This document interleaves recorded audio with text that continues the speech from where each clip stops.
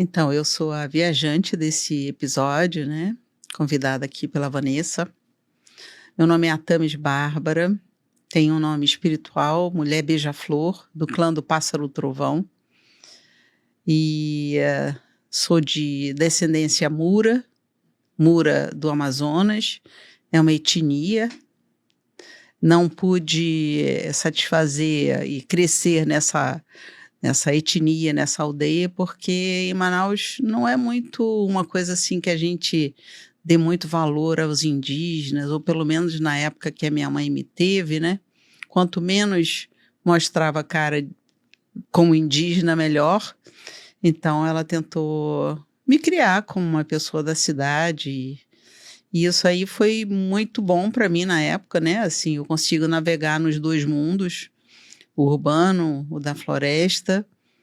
E no momento assim que a minha alma passou por determinados momentos graves, né, de trauma, ela não gostou que eu estava sendo ou estava distante dessa espiritualidade indígena.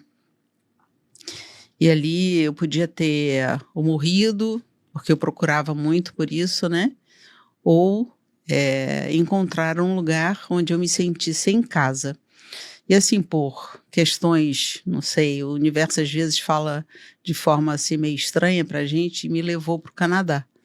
E aí no Canadá eu encontrei uma etnia que se chama Anishinaabe. Eles também se auto-intitulam Ojibwe.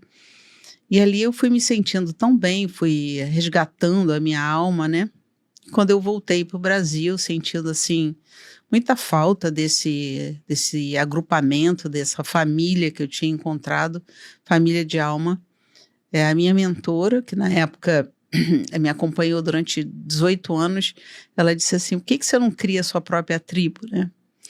Isso foi a deixa para eu criar no Rio de Janeiro um grupo que se chama Now Coming, que tem o nome Ojibwe, né, que quer dizer centro do mundo. É o nome de um guerreiro, Ojibwe, o Dennis Banks, e ele muito generosamente nos deu esse nome para a gente poder usar nesse centro xamânico, né? Xamânico porque ele abrange várias etnias, não é marcado numa única etnia, embora a filosofia, nosso veio condutor vem dessa etnia chamada Anishinaabe ou Ojibwe, né?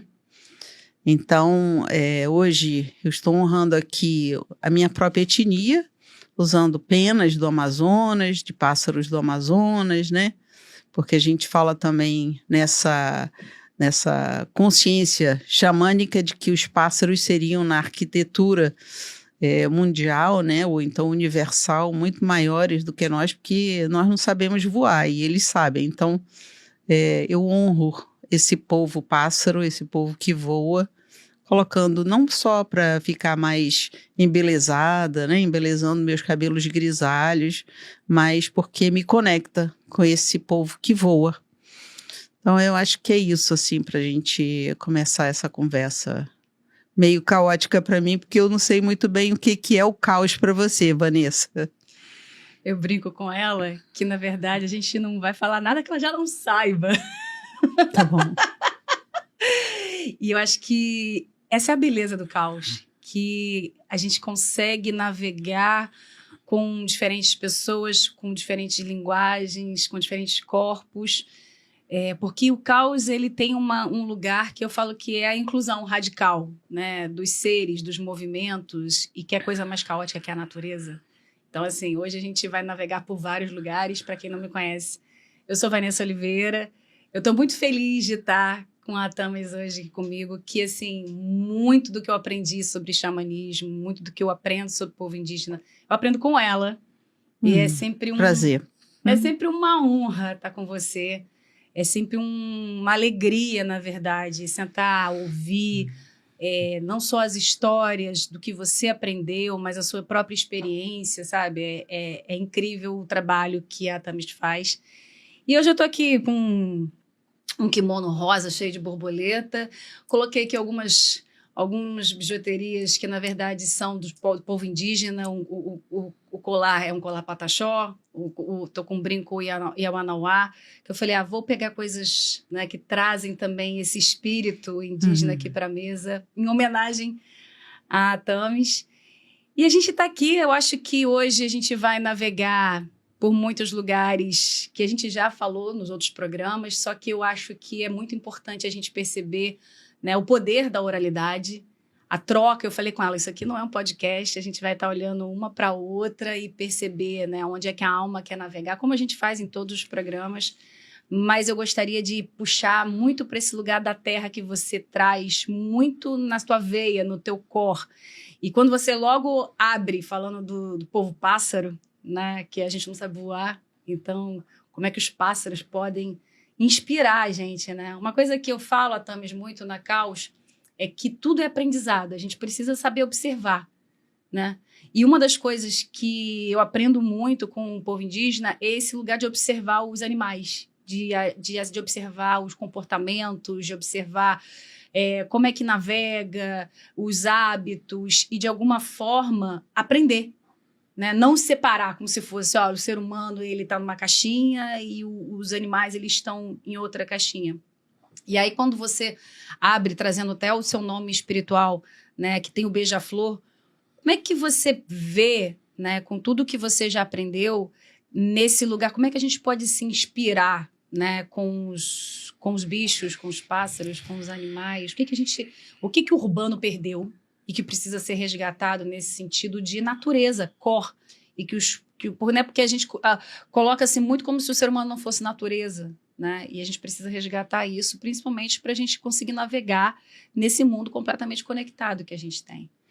Então, justamente isso, se ver parte desse todo, né? Não mais, não menos, né? Não tendo uma hierarquia. A maioria das pessoas quer que essa hierarquia, o topo seja a humanidade, o homem, né? E o xamanismo, ele traz muito esse conceito de nós estamos parte, nós fazemos parte de algo, né? Então, esse fazer parte significa que a gente, não importa onde a gente esteja, a gente teria que olhar para o céu para saber se vai chover. Hoje a gente fica olhando mais o celular, né? Então, a gente depende muito de alguém que tem máquina e que vai ver. É claro que essas máquinas ajudam, a gente está numa modernidade e talvez eles possam sentir coisas, essas máquinas possam sentir coisas que a gente não mais esteja treinado para sentir. Então, são importantes, mas a gente esquece de olhar para as nuvens, né? O meu neto, que tem 3 anos, ele, terça e quinta, é pego pelo meu marido de bicicleta. Então, ele aprendeu a olhar para o céu, se vai chover ou não, porque ele está interessado que a bicicleta venha. Senão, se vai chover, claro, vai ter carro, né? Então, ele não gosta muito quando chove. Então, ele aprendeu a olhar para o céu. Isso aí, para mim, assim, é uma das coisas mais importantes, assim, se a gente conseguiu passar isso para ele olhar para o céu, porque a maioria das pessoas da cidade não olham mais para o céu, né? A gente trocou as árvores pelos prédios e a gente trocou o olhar amplo para um muito focado, né? Na telinha, no jornal, nas letras, no núcleo familiar, né? Quando a gente tem a sorte de ainda ter um núcleo familiar, mas a maioria das pessoas realmente esqueceu de olhar o amplo, né? De olhar o horizonte, e isso daí é que faz com que a gente se sinta parte. Né? Quem já não olhou assim o céu estrelado e disse assim, eu sou tão pequenininha nesse universo, né? Então essa comparação com o todo, com esse maior, a gente foi esquecendo de ver no dia a dia mesmo, né? Então, assim, olhar para a natureza é se espelhar, né? Nós temos um curso lá no centro, na Wakami, né, que foi criado por mim, que se chama Totens e Chakras. A ideia é a gente fazer alteração de consciência através do som do tambor, que até eu gostaria de dar uma explicação em termos de alteração de consciência, que não é todo mundo que faz a alteração de consciência é através de uma planta enteógena, como a ayahuasca, São Pedrito, peiote. A gente pode fazer com o som do maracá, né? Como tem aqui os maracás. Eu trouxe meu tambor e esqueci no carro. Mas esse tambor tem um som específico da forma que a gente toca, né? Para alterar a consciência. E essa alteração da consciência faz com que a gente entre num algo maior, né? Assim, por exemplo, se eu faço uma jornada, eu posso ir para uma árvore e dessa árvore eu posso voar. Ou eu posso ir para a água e na água eu posso respirar, por exemplo, né? Então, eu ampliei a minha consciência para algo que a maioria das pessoas vai chamar de imaginação, né? Ou então ego-trip. A diferença é que eu vou trazer uma mensagem para mim. Aí você estava perguntando sobre os animais ou sobre a natureza em geral, né? Assim, como é que a gente se espelha neles. Eu normalmente, nesse curso, eu digo assim, a gente precisa ter uma pergunta específica. Então, se eu quero trabalhar, por exemplo, o meu coração. Por que você quer trabalhar seu coração? Porque o meu coração está machucado. E o meu coração está fechado. E aí eu procuro nesse mundo, né, que a gente chama de mundo do meio, que aliado, a gente chama de aliado, alguém que vem te ajudar, né, que pode ser uma planta, pode ser um animal, pode ser um mestre. Aí aparece uma águia sobrevoando, e aí você diz, então essa águia que vê de cima, né, e vai me ajudar a olhar mais amplamente para que o meu coração não fique tão fechado. E a gente conversa com essa águia para perguntar por que ela vem, e não foi um crocodilo, não foi um gorila, não foi uma libélula, foi uma águia, né? Tem uma especificidade. Poderia ser qualquer outro, mas por que exatamente a águia? E aí a águia te fala não só para olhar, mas para agarrar os momentos. Né, como se no coração fechado eu não tivesse a condição de aprender alguma coisa. E a águia pode me ensinar a fazer isso, porque a águia ela tem um planejamento, né? Ela olha de cima e sabe direitinho por onde vão passar aquelas presas, né, que ela quer pegar atrás daquela árvore, atrás daquela pedra. Então ela sabe calcular. Então essa águia não é só a que vê. De longe, ela também é uma planejadora, ela é uma que finaliza a tarefa, né? Então, mais ou menos assim a gente faz para aprender com esses aliados. Não só observando a natureza, a gente pode fazer isso de olhos fechados, ao som de um tambor, né?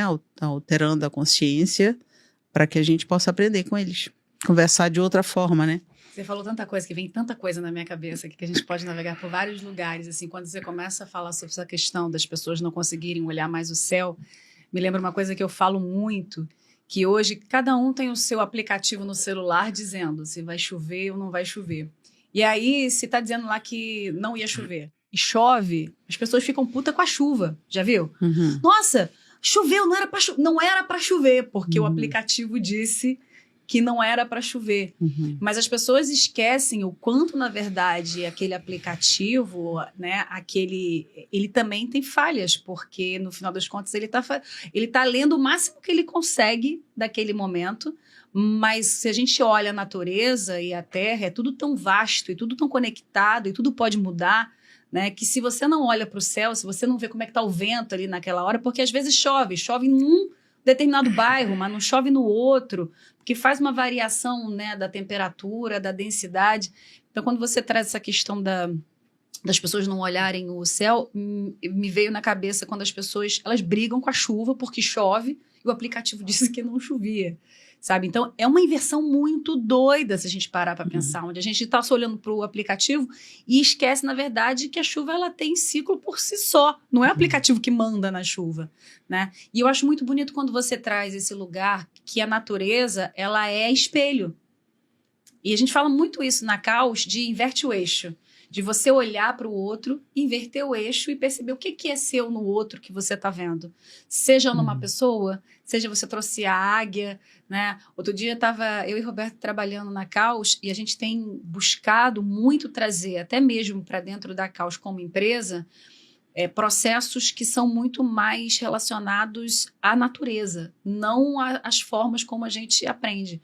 Então, a gente tem exercitado muito observar e não pegar as fórmulas que a gente aprendeu no mercado e simplesmente repetir. Porque se a gente está querendo trazer a Caos num lugar orgânico e de vida, isso tem que fazer parte de todo o processo. E aí foi muito engraçado que teve um dia que a gente estava tentando analisar como é que a gente fazia uma determinada dinâmica e tal. Aí a Roberta foi ao banheiro e de repente ela grita, Vanessa, eu falei, depois vem aqui. Eu falei, mas pra quê? Imagina. Vem cá pra você ver as formigas. Eu falei, ver as formigas. Eu falei, ok. Ela saiu do banheiro, eu fui lá ver as formigas. Aí ela, olha como é que as formigas estão trabalhando. Aí eu parei, agachei para ver as formigas trabalhando. E aí a gente começou a discutir, eu e ela, sobre as formigas, e a gente achou uma solução do problema que a gente estava buscando, observando as formigas. Porque as formigas, elas estavam indo e voltando para carregar, elas estavam tentando carregar um negócio maior que elas, e elas estavam indo e voltando. E não era uma formiga que ficava carregando sozinha. É como se assim, uma fosse carregar, uma ia lá, carregava 5 segundos, a outra ia, carregava mais 5, a outra ia, carregada mais 5, e aí nenhuma delas cansava, vamos dizer assim, na nossa narrativa, né? Porque a gente, como observadora, a gente estava trazendo qual era o problema que a gente queria resolver, é aquilo que você falou, né? Qual é a pergunta? A gente estava com uma pergunta, e aí o inconsciente, ele fica buscando. E aí quando ela trouxe, vem ver as formigas, foi muito legal, porque a gente saiu de um lugar que a gente estava muito mais, né? Se a gente, quem conhece modelos, né, de empresas, por exemplo, quando fala de Fordismo, de passa para um, produz, passa para o outro. Então eu faço o meu, fiz a minha parte, passei para você, aí você faz a sua parte, aí o outro vai passando. É diferente quando está todo mundo olhando para a mesma coisa, e a gente fica indo e voltando na mesma coisa e pulsando. Que traz um lugar, eu acho, do ser humano, que a gente discute muito aqui na Caos, que é essa coisa do pulsar, de aprender a pulsar, né? Porque o sistema nervoso, ele foi encaixotado no sentido de, é assim que funciona, você nasce, cresce, morre, acabou, e é uma linha reta. E a gente não é uma linha reta, nosso sistema não funciona de uma linha reta. E aí, quando você traz o tambor, né, eu falo que uma das coisas é que todo mundo deveria entrar mais em transe. Seja as pessoas, seja as próprias empresas. E o tambor, eu queria navegar um pouco por ele aqui agora, porque eu acho que ele traz essa coisa do pulsar. Ele traz essa coisa de um modelo que ele é o coração, que ele é o ritmo, né? E para quem nunca fez uma jornada xamânica, a coisa mais linda que eu acho nesse processo com o tambor é que o tambor te guia. Então, você quando vai navegar no teu inconsciente, e aí, gente, quando a gente fala navegar inconsciente, você pode navegar de várias maneiras, com tudo que você acredita. Isso aqui não é colocar numa caixinha sobre o que é o que não é. Mas a gente tem um inconsciente, né? A gente quando sonha, os símbolos que a gente tem, se a gente pensa numa águia para mim pode significar uma coisa, para você pode significar outra, o Bruno que está aqui gravando pode significar outra. E o inconsciente, ele é muito rico e ele está ativo e funciona. Né? Ele está, nesse momento, meu inconsciente está falando com você. E aí, quando você faz uma jornada do tambor, é lindo porque você tem um ritmo diferente do tambor na entrada, tem um ritmo diferente do tambor durante a viagem que você está fazendo, e um ritmo, para fechar, você sempre falava muito comigo assim, usa o tambor para saber voltar, porque você começa a entrar num processo e é delicioso. Eu sou uma hacker, eu adoro navegar no inconsciente.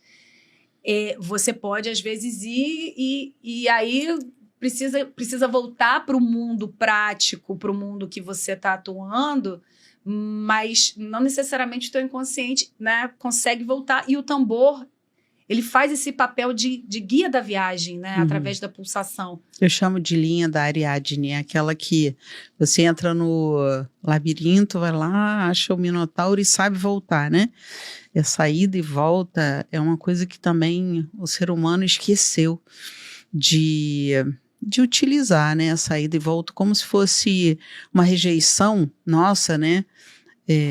Por várias razões, assim, de não querer seguir regras, por exemplo. A regra, se eu quiser ficar lá, eu fico, né?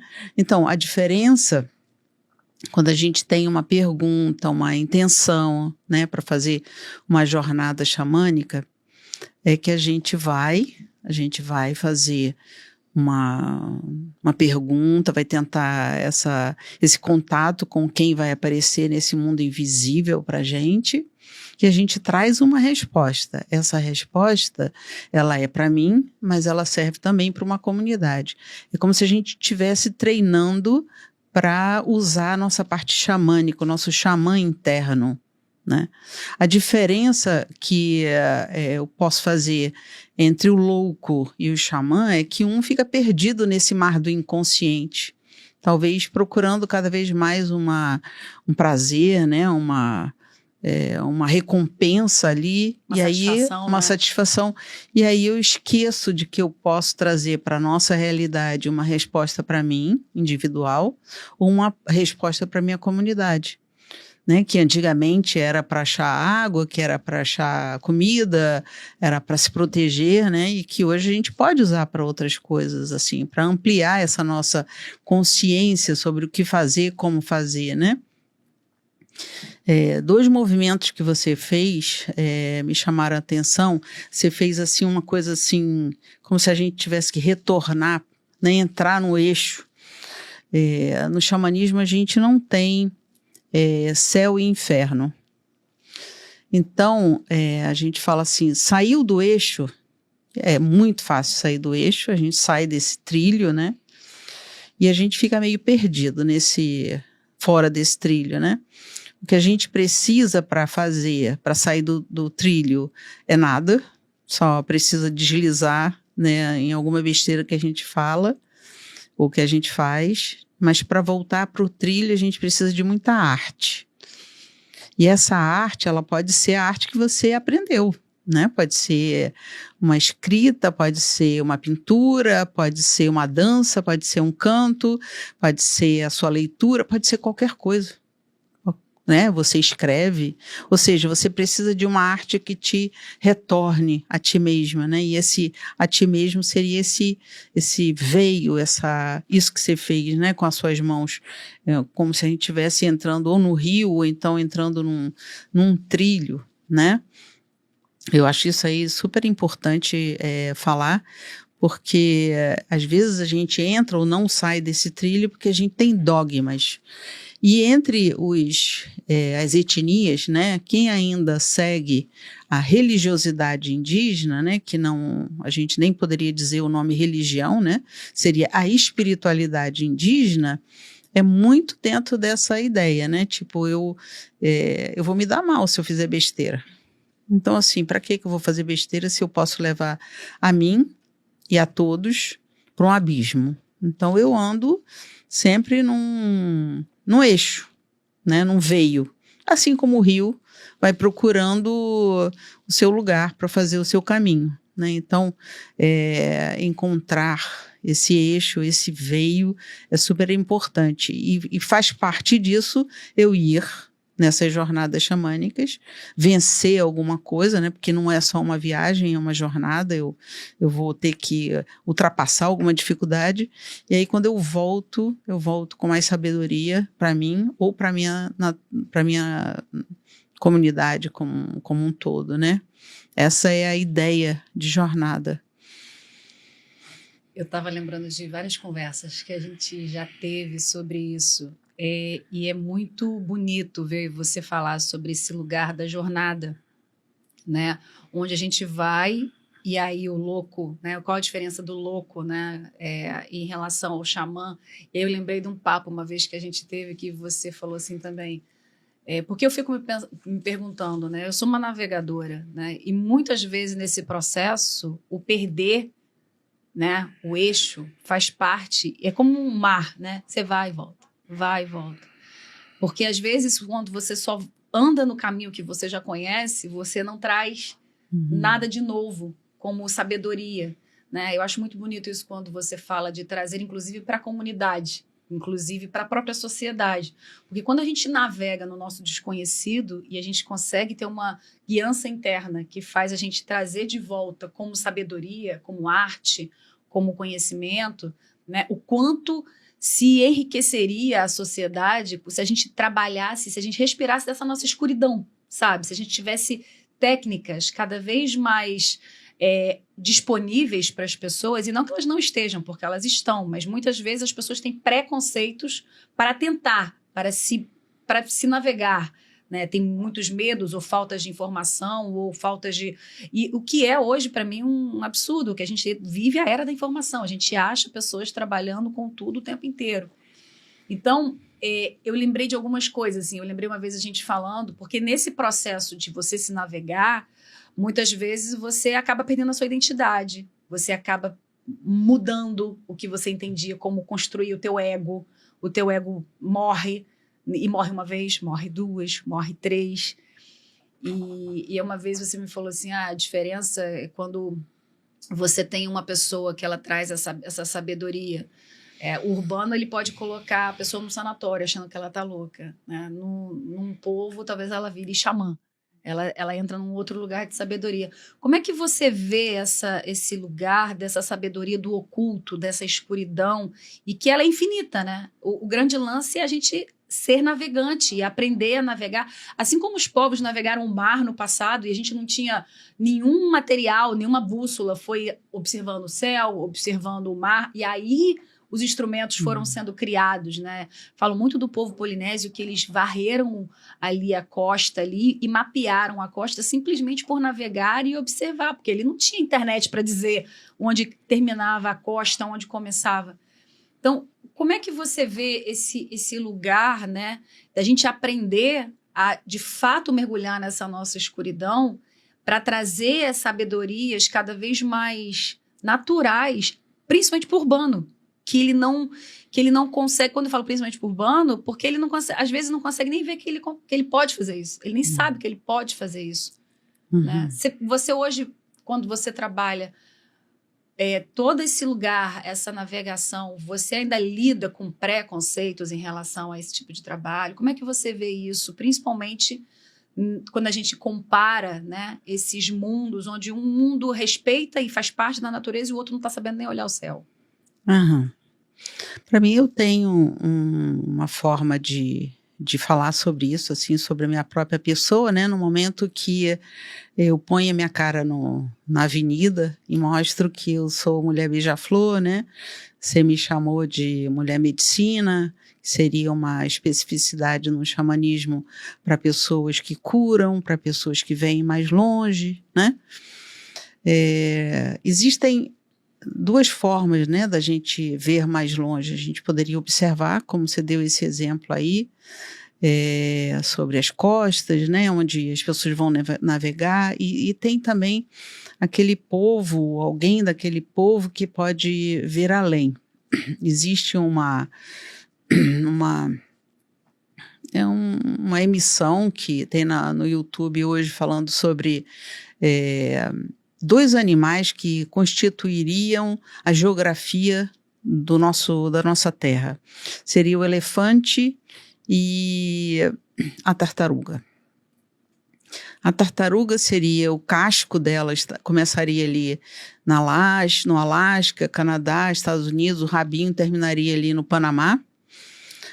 A cabeça dela está assim, na Islândia.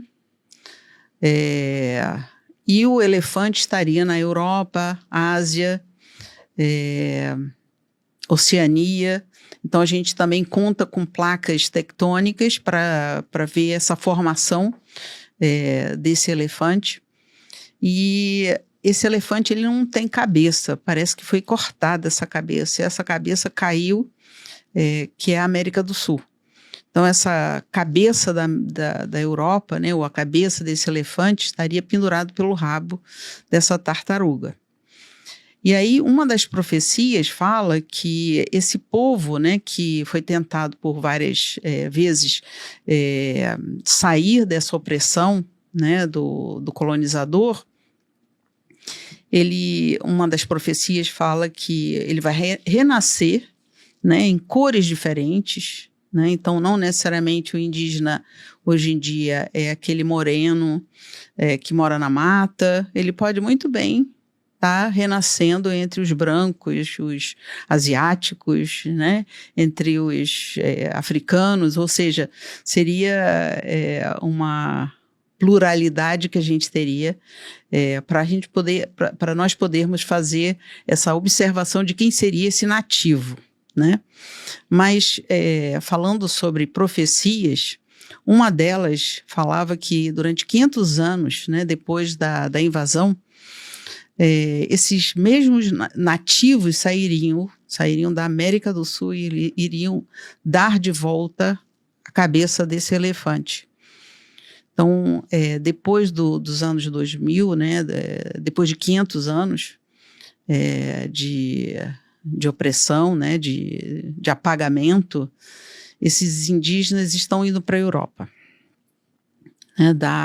Eu, por exemplo, faço muitas viagens para a Europa para ensinar, Na verdade, eu digo que eu não estou formatando ninguém lá como indígena, eu só estou tirando a capa deles do que é contemporâneo, né, para lembrar que eles também são nativos, eles têm o lado nativo deles, né? Nós perdemos há 500 anos, eles perderam há 2000. Então, assim, a gente tem mais lembrança do que existe ainda desse contato com a natureza, eles menos, né? E eu vejo que existe quando eu falo sobre algumas coisas, por exemplo, a busca da visão, né? Eles dizem, eu acho que aqui também já teve. Eu falo da tenda de sol, eu acho que a gente já teve isso aqui também, não era bem assim. Então, assim, é como se houvesse uma lembrança de algo que vem da pessoa mesmo, vem da experiência na família. Algumas coisas não são apagadas, né? E a gente se lembra.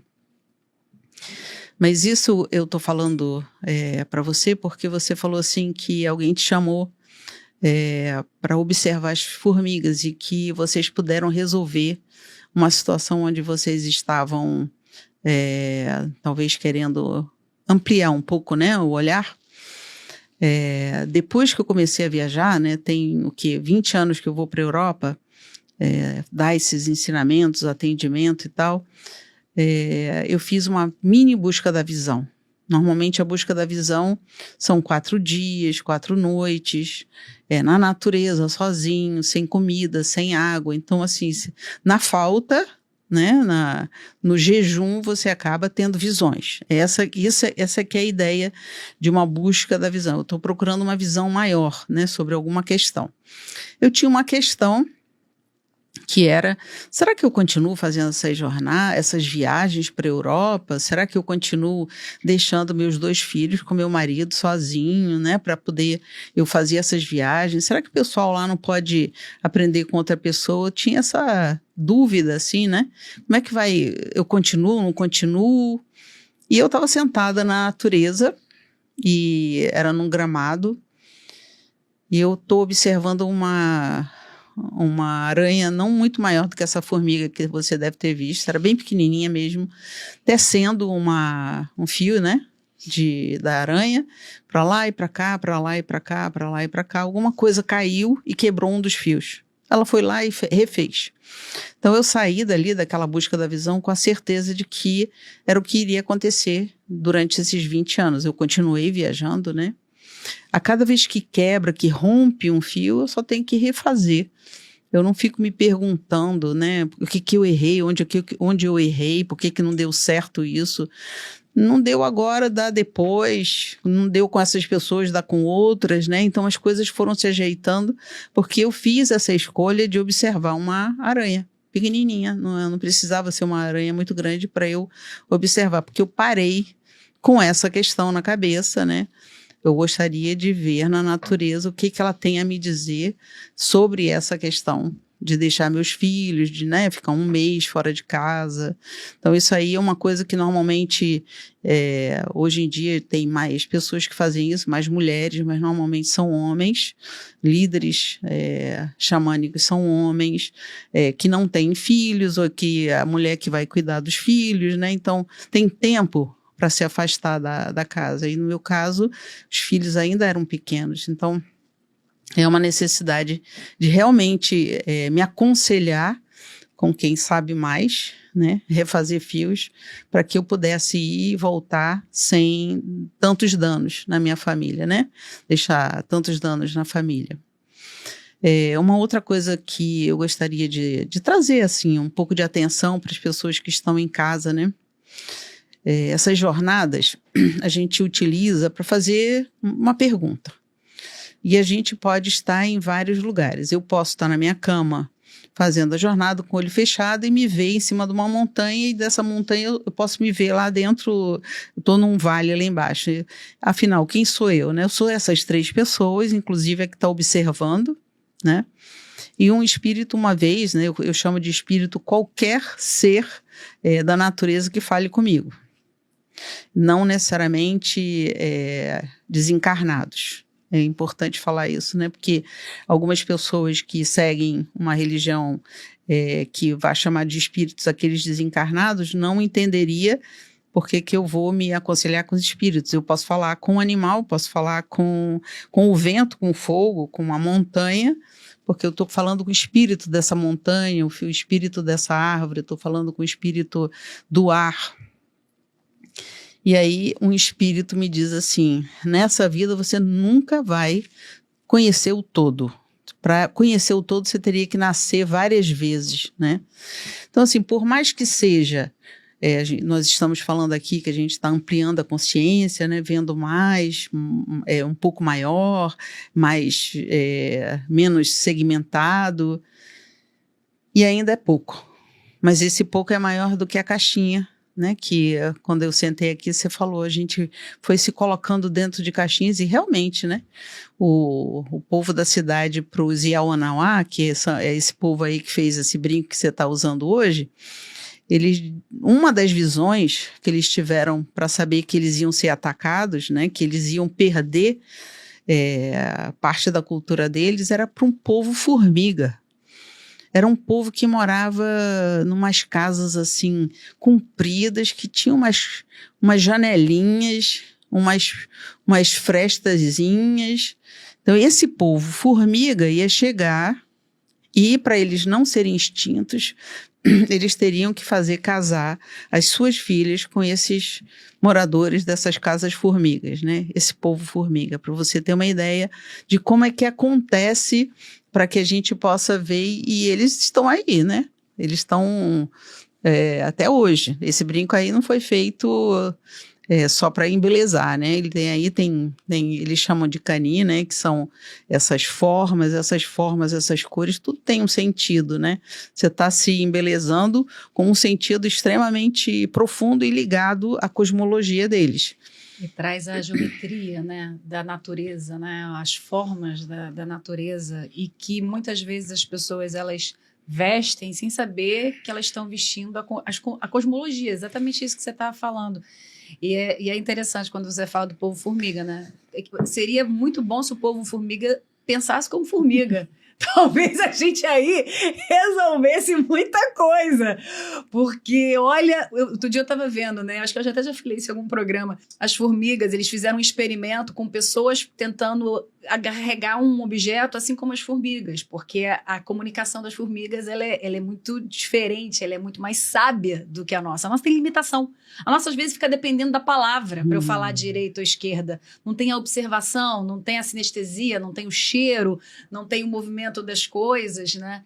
E aí as formigas deram de 10 no ser humano, que bateu a cabeça para conseguir passar com aquele objeto, né? E tem tanta coisa quando você traz a aranha, é muito maravilhoso, assim. A aranha a gente tem estudado muito na Caos, e aí eu fui estudar como é que a aranha faz a teia, né? Ela tem toda uma ciência ali na teia. Ela faz um Y para dar suporte, para dar sustentação para todo aquele desenho que ela faz.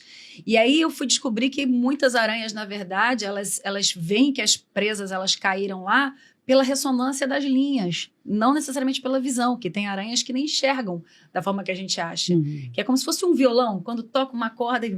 Então pegou lá naquela corda, lá na 10ª, sentiu aqui.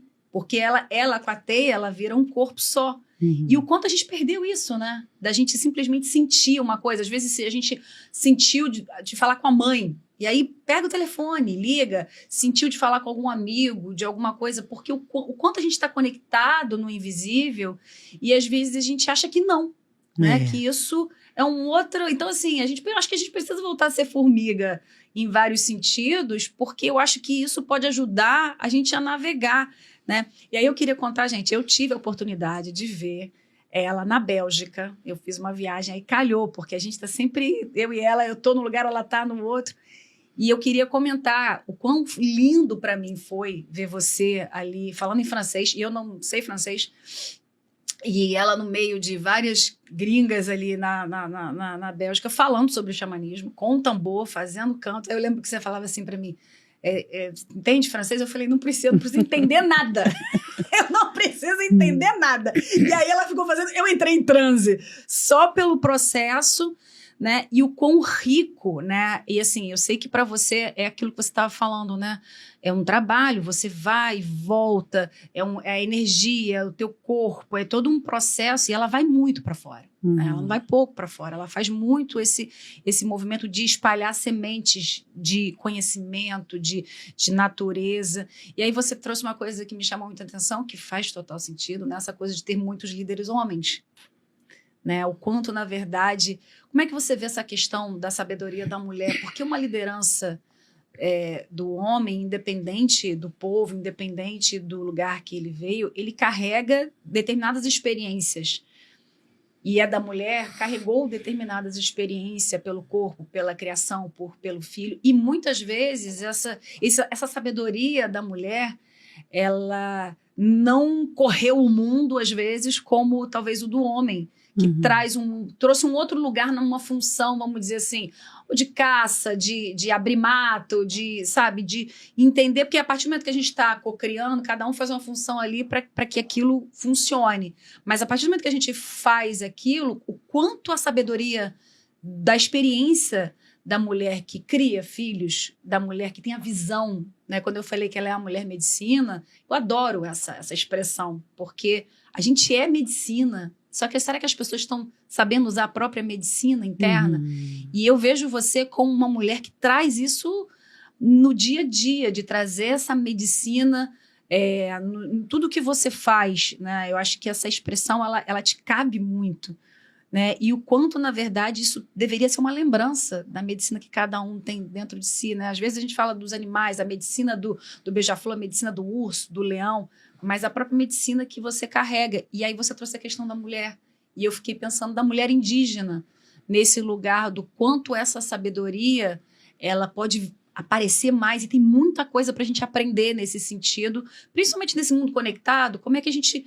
Né, ainda tem dificuldades, até mesmo pelo processo de criação de filhos, né, até mesmo pelo processo do que se é esperado em relação ao papel da mulher. Como é que você vê isso nesse aspecto? Né? Eu não sei se eu chamo de sorte ou fazia parte desse meu destino, né?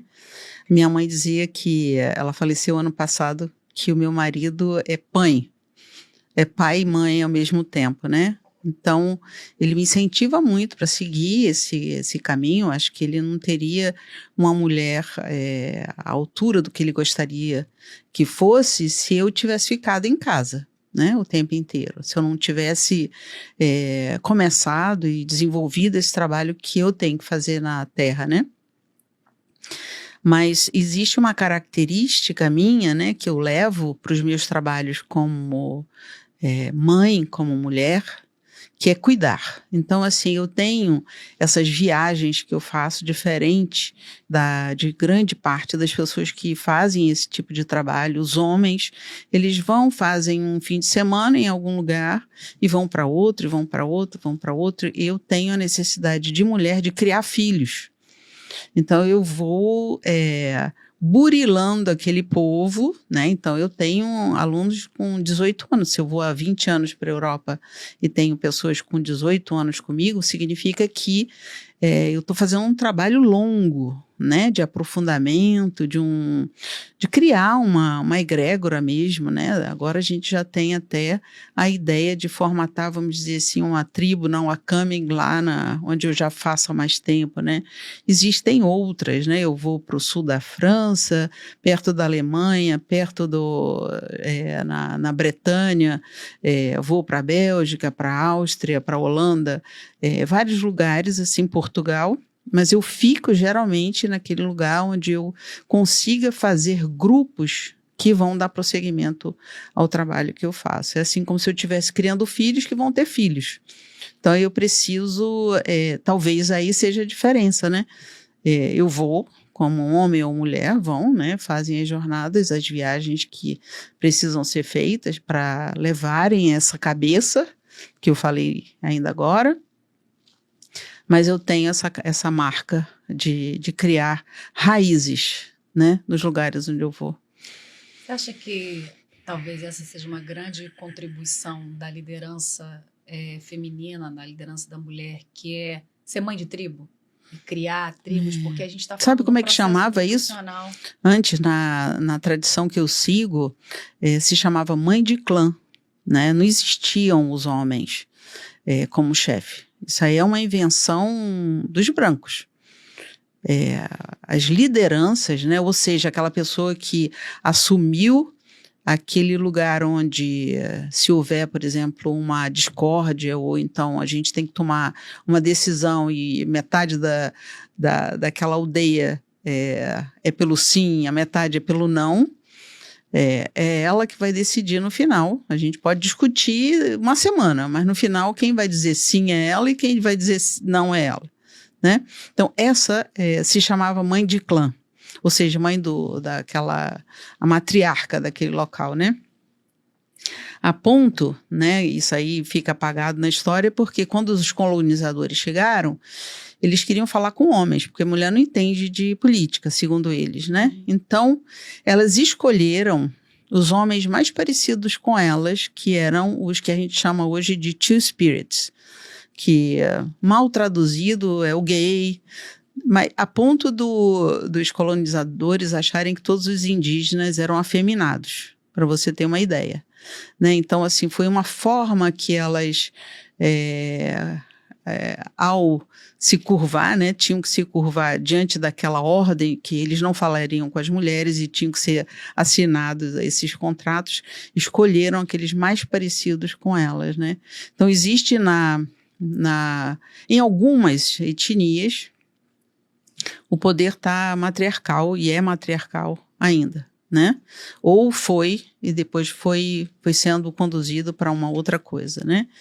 Não sei de todas as etnias, só que no Brasil nós somos 305. Nós temos mais 4 que apareceram depois do censo de 2022, devido à migração da Venezuela para o Brasil. Então, nós temos mais 4 etnias, seriam 309. Nós já fomos mais de 1.000 etnias nesse país. Temos 270 línguas diferentes. A gente tem que parar com essa ideia de que no Brasil se fala português. A gente fala português e mais 270 são idiomas, né? Não são dialetos. Com uma estrutura literária bem forte, gramatical, vocábulos de uma língua e não de um dialeto, né, como algumas pessoas querem dizer que é. Então, essa força da mulher em algumas etnias ainda é muito vista, é muito reconhecida, e em algumas a gente fica com uma dúvida, né? Por exemplo, nessa própria etnia onde existia a mãe do clã, né, que era aquela pessoa mais forte naquele agrupamento, né? E depois as mulheres não podem tocar o tambor de pau-au, que é aquele tambor grande, é coisa de homem, né? Então fica uma dúvida se aquilo dali, quando a gente diz assim, essa regra apareceu desde o início ou ela foi sendo adaptada, né? Como, por exemplo, hoje em dia a gente diz, mas tem um chefe. Mas nem sempre teve o chefe, né?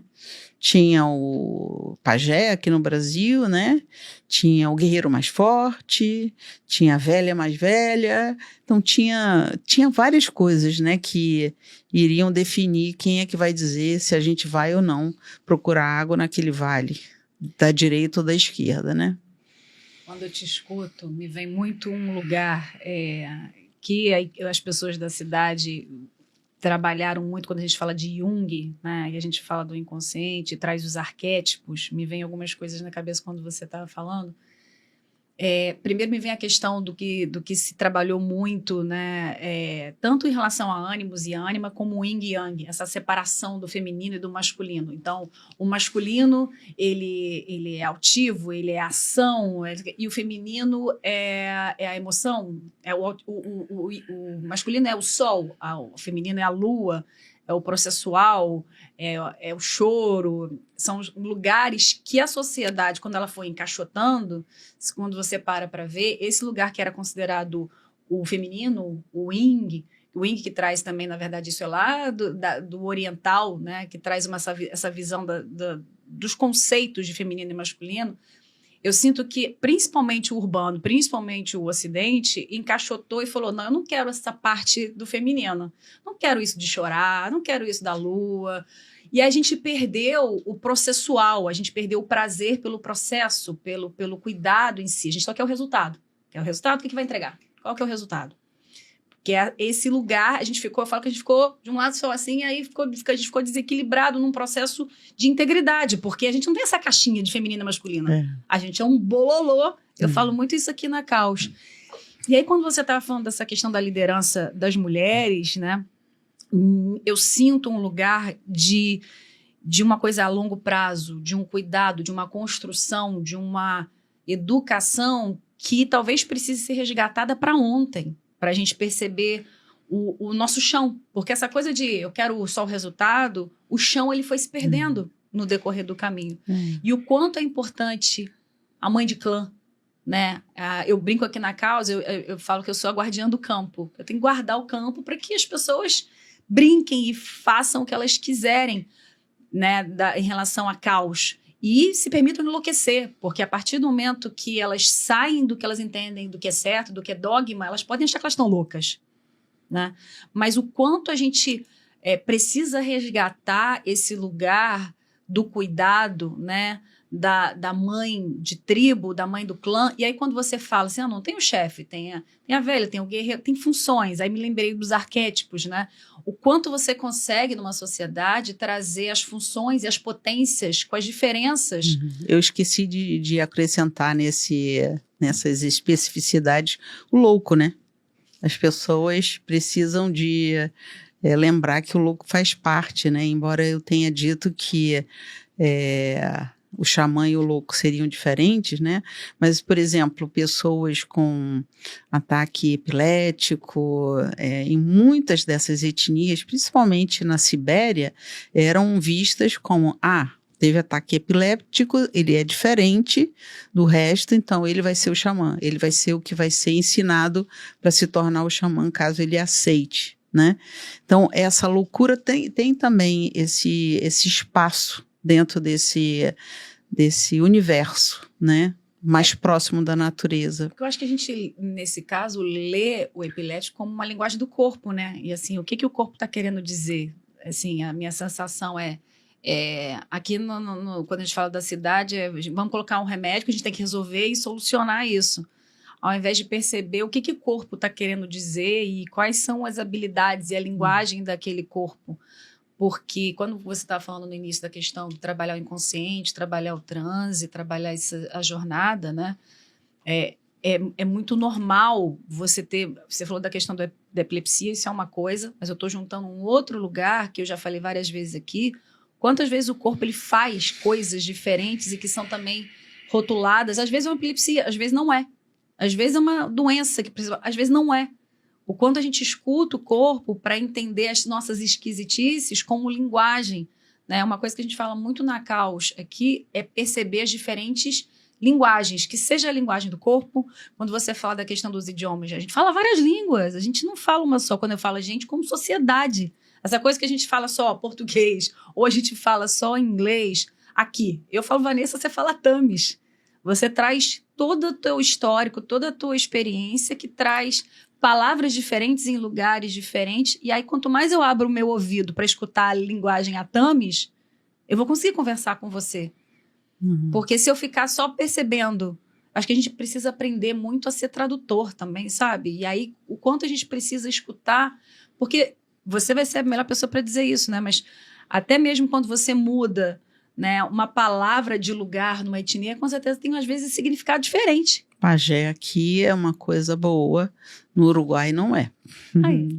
Então, essa coisa do louco eu trouxe, Vanessa, eu acho que porque eu tenho uma vontade muito grande de escoar algo que veio para mim, desse mundo espiritual. Eu estou vendo vários seres assim, eu até fecho meus olhos para ver de novo essa imagem, né, um pouco preocupados. Eu digo, por que vocês estão preocupados? A gente está aqui se preparando. E as coisas nunca vêm assim, tipo uma tese de doutorado, tudo escritinho ali, bonitinho, não, arrumado, né? Então, uma jornada, eu recebo isso, a próxima jornada, porque vai ter uma coisa na Terra que as pessoas precisam se preparar. Aí uma outra jornada, mais 30 minutos de jornada, e aí eu descubro, né, depois de várias, né, que tem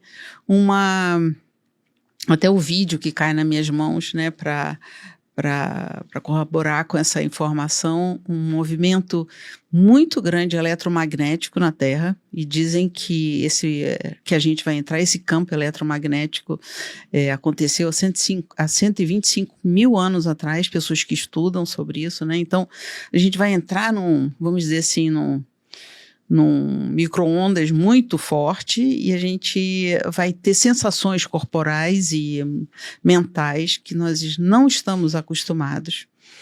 E aí a pergunta fica, como é que a gente se prepara para isso, né? Então, perguntando com os alunos, né? Amanhã, inclusive, a gente faz uma jornada com as baleias, que são cetáceos que orientam muito a gente, perguntando de que forma eu posso me preparar para esse momento onde a gente não vai saber muito bem o que fazer quando a gente estiver dentro desse micro-ondas forte, com muitas ondas em cima da gente, né? Isso é um movimento natural da Terra e a gente não vai saber muito bem o que fazer. Então, meditar, estar na natureza, não pensar apenas de se arrumar, pensar em se arrumar, mas pensando nos outros, né?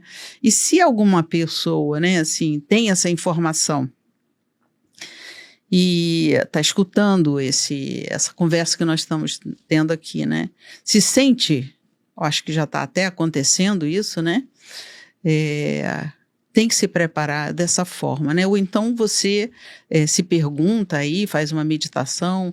Meditar seria bom, fazer dar um tempo na natureza e pensar que isso aqui que você está fazendo é uma ajuda para você, mas também é uma ajuda para aquelas pessoas que podem ver em você como um mastro, como um barco, onde elas possam se agarrar, né, para que elas não se percam nesse mar que a gente vai entrar, nessas ondas altas que a gente vai entrar. Eu não sei quando e para quando, mas a informação sobre o Covid eu tive 2 anos antes. Então, eu estou imaginando que daqui uns 2 anos a gente esteja entrando de novo em um momento de onde a gente não sabe muito bem o que fazer. A gente fala muito, eu falo muito isso aqui na Caos, que a Caos ela é uma construção para que as pessoas se sintam seguras para enlouquecer. Porque eu realmente acredito que quando a gente fala da questão do corpo, muita gente vai perder o eixo. Porque a partir do momento que a gente está numa sociedade globalizada, fragmentada, se a gente não olha pelo aspecto do eletromagnetismo, mas se a gente olha pelos choques culturais, antes a gente tinha que atravessar o oceano para ir para um outro continente, e aí eu aqui do Brasil, quando eu encontrava uma pessoa da Europa, carrega um outro histórico, e você tem colapsos de verdades, de crenças. Hoje você liga a internet, você tem colapso o tempo inteiro, né? E o quanto essas pessoas elas não estão preparadas para colapsar. E aí o colapso passa pelo sistema nervoso, passa pelo coração, passa pelo corpo. Ansiedade. Aí a gente tem muita gente tendo burnout, depressão e outras coisas no corpo e somatizando. Eu tenho falado muito e sentido muito esse lugar que a gente precisa abraçar o nosso corpo somático. Nosso corpo, porque colocaram as emoções, assim, tem o sistema nervoso, tem o cérebro, e as emoções, elas são do coração. Essa coisa romântica é do coração. As emoções, elas passam pelo sistema nervoso. As emoções, elas estão relacionadas ao cérebro, elas estão, passando como energia ali naquele sentido. Então, o quanto a gente precisa trazer essa integração, no final das contas, onde você perde as caixinhas, a emoção está aqui e aqui está o pensamento. Às vezes o corpo vai na frente e a sua mente depois vai correr atrás para explicar o que você está vivendo. E eu acho maravilhoso quando você traz essa questão do eletromagnetismo, porque eu acho que muita gente já sente, né, esse lugar do corpo abrindo. Eu acho que a gente olha para a sociedade, quantas pessoas estão trabalhando em lugares diferentes. Essa questão da sabedoria do corpo. Né? Eu estava te escutando, eu sonhei há 2 dias atrás, eu ainda estou com isso na cabeça, aí eu vou colocar aqui para a gente só brincar com essa situação, mas eu estava navegando no rio, no meu sonho, e apareceram 20 tartarugas. Eu falei assim, 20? E aí eu olho para as tartarugas no sonho e eu falo, meu Deus do céu, por que tanta tartaruga? E tartarugas gigantes. E aí eu falo, meu Deus do céu, o que essas tartarugas querem dizer para mim? E aí eu só coloco a mão, falei, ok, eu vou colocar a mão no casco delas e eu vou receber o que elas têm para me dar, independente do que é. E eu juro para você, eu acordei, eu tô com essa tartaruga vibrando dentro de mim. Eu acho muito interessante o quanto a gente precisa navegar nos nossos sonhos. Às vezes a pessoa não precisa fazer uma jornada com um tambor, não precisa fazer um transe que ela vai entrar em jejum, mas ela está dormindo todo dia. E o quanto aquele inconsciente está trazendo informações. E uma coisa que eu faço, aí vou dar a dica para quem está em casa, assim, eu pego às vezes algum animal que eu sonho, alguma coisa que... Às vezes não é só o que eu sonho, não. Às vezes se o animal passa na minha frente na rua, eu entendo que aquilo ali é um encontro do acaso, né, do que o caos traz. E aí eu coloco no fundo de tela do meu celular, que eu fico olhando para ele o tempo inteiro. E, de alguma forma, eu vou mimetizando. E uma coisa interessante que eu fico refletindo é que, às vezes, eu fico olhando e aquele animal me irrita. Ele me irrita porque eu ainda não aceitei internamente o que aquele animal está me trazendo como sabedoria, como conhecimento no inconsciente. Eu acho que eu ainda estou brigando com a tartaruga. Vou ser bem honesta, porque eu falo, 20 tartarugas! E aí você traz essa questão do coletivo, né, da gente se perceber, e que eu, trazendo a tartaruga aqui, porque eu estou tentando fazer as pazes com elas, às vezes o enlouquecer, ele também vai pela lentidão, ela também vai por deixar dormir, deixar o processo acontecer. Não necessariamente você precisa... Digerir. Precisa digerir. E eu acho que a gente, às vezes, coloca a pausa num lugar muito ruim, né? Eu estou falando por mim também. Quantas vezes eu não estou fazendo nada. E eu acho que trazer tantas essas conversas aqui, eu acho que vou dar uma dica para vocês. Depois que assistir isso aqui, para um pouco, sabe? Só conecte com a gente, medite um pouco sobre tudo que a gente falou, coisas que o cognitivo vai pegar, coisas que o cognitivo não vai pegar, mas o seu corpo vai pegar e sentir, porque eu acho que a gente tem que aprender a sentir, né? Olha, que honra, hein? Que honra. Papo para muitos podcasts. Não é? Então, é isso, assim, porque eu acho que... E eu vou falar, assim, muitas vezes eu trago xamanismo aqui, muitas vezes eu trago coisas que eu aprendi com você aqui na Caos, porque é o que eu falei para você, a gente não está inventando nada diferente. Eu acho que a gente está dando outros nomes, virando de cabeça para baixo, dando outras perspectivas, para a gente trazer a natureza no corpo. E eu acho que a gente precisa escutar os povos indígenas para a gente aprender. E é assim, não é hoje, nem amanhã, é o tempo inteiro. Então, nossa, obrigada. É um arro você obrigada. Hoje aqui comigo. Obrigada, viu? Iguete. Gente, então, acabou esse podcast, fica um pouquinho no silêncio e vê o que vem para você, se conecte com o teu animal que vem agora. Amanhã pode ser outro, amanhã pode ser outro mensageiro de outra coisa. E se vier a tartaruga, depois me conta. Que às vezes a gente está conectado aqui em outros lugares que eu nem sei. É isso. Trazer caos.